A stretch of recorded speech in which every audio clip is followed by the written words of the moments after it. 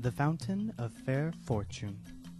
High on a hill in an enchanted garden enclosed by tall walls and protected by strong magic, flowed the Fountain of Fair Fortune. Once a year, between the hours of sunrise and sunset on the longest day, a single unfortunate was given the chance to fight their way to the fountain, bathe in its waters, and receive fair fortune forevermore. On the appointed day, hundreds of people traveled from all over the kingdom to reach the garden walls before dawn. Male and female, rich and poor, young and old, of magical means and without, they gathered in the darkness, each hoping that they would be the one to gain entrance to the garden. 3 witches, each with their burden of woe, met on the outskirts of the crowd and told one another their sorrows as they waited for sunrise. The first, by name Asha, was sick of a malady no healer could cure. She hoped that the fountain would banish her symptoms and grant her a long and happy life. The second, by name Althea, had been robbed of her home, her gold, and her wand by an evil sorcerer. She hoped that the fountain might relieve her of powerlessness and poverty. The third, by name Amata, had been deserted by a man whom she loved dearly, and she thought her heart would never mend. She hoped that the fountain would relieve her of her grief and longing. Pitying each other, the 3 women agreed that, should the chance befall them, they would unite and try to reach the fountain together. The sky was rent with the first ray of sun, and a chink in the wall opened. The crowd surged forward, each of them shrieking their claims for the fountain's benison. Creepers from the garden beyond snaked through the pressing mass and twisted themselves around the first witch, Asha. She grasped the wrist of the second witch, Althea, who seized tight upon the robes of the third witch, Amata, and Amata became caught upon the armor of a dismal-looking knight, who was seated on a bone-thin horse. The creepers tugged the 3 witches through the chink in the wall, and the knight was dragged off his steed after them. The furious screams of the disappointed throng rose upon the morning air, then fell silent as the garden walls sealed once more. Asha and Althea were angry with Amata, who had accidentally brought along the knight. "Only one of us can bathe in the fountain. It'll be hard enough to decide which of us it will be without adding another." Now, Sir Luckless, as the knight was known in the land outside the walls, poor fella, observed that these were witches, and having no magic, nor any great skill at jousting or dueling with swords, or anything that distinguished the non-magical man, was sure that he had no hope of beating the 3 women to the fountain.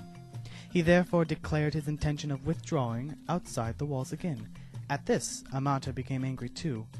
"Faint heart," she chided him, "draw your sword, knight, and help us reach our goal." And so the 3 witches and the forlorn knight ventured forth into the enchanted garden, where rare herbs, fruit, and flowers grew in abundance on either side of the sunlit path. They met no obstacle until they reached the foot of the hill on which the fountain stood. There, however, wrapped around the base of the hill was a monstrous white worm, bloated and blind. At their approach it turned a foul face upon them and uttered the following words: "Pay me your proof of your pain." Sir Luckless drew his sword and attempted to kill the beast, but his blade snapped. Then Althea cast rocks at the worm, while Asha and Amata essayed every spell that might subdue or entrance it. But the power of their wands was no more effective than their friend's stones or the knight's steel. The worm would not let them pass. The sun rose higher and higher in the sky, and Asha, despairing, began to weep. Then the great worm placed its face upon hers and drank the tears from her cheeks. Its thirst aghast, the worm slithered aside and vanished into a hole in the ground. Rejoicing at the worm's disappearance, the 3 witches and the knight began to climb the hill, sure that they would reach the fountain before noon. Halfway up the steep slope, however, they came across words cut into the ground before them. "Pay me the fruit of your labors." Sir Luckless took out only his coin and placed it upon the grassy hillside, but it rolled away and was lost. The 3 witches and the knight continued to climb, but though they walked for hours more, they advanced not a step. The summit came no nearer, and still the inscription lay in the earth before them. All were discouraged, as the sun rose over their heads and began to sink toward the far horizon. But Althea walked faster and harder than any of them, and exhorted the others to follow her example, though she moved no further up the enchanted hill. "Courage, friends, and do not yield," she cried, wiping the sweat from her brow. As the drops fell, glittering onto the earth, the inscription blocked their path, vanished, and they found that they were able to move upwards once more. Delighted by the removal of this second obstacle, they hurried toward the summit as fast as they could, until at last they glimpsed the fountain, glittering like crystal in a bower of flowers and trees. Before they could reach it, however, they came to a stream that ran around the hilltop, barring their way.